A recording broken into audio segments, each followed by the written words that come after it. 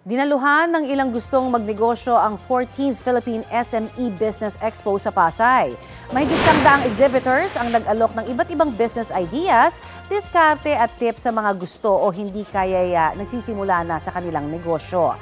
Tinalakay rin po ang mga sistemang subok na at pasok sa budget ng mga Pilipino gaya ng pagkuha ng franchise, food business, home and personal care products at iba pa. May mga business solution ding inialok gaya po ng paggawa ng business website o mobile app pati na e-commerce solutions sa mga gustong maging online seller.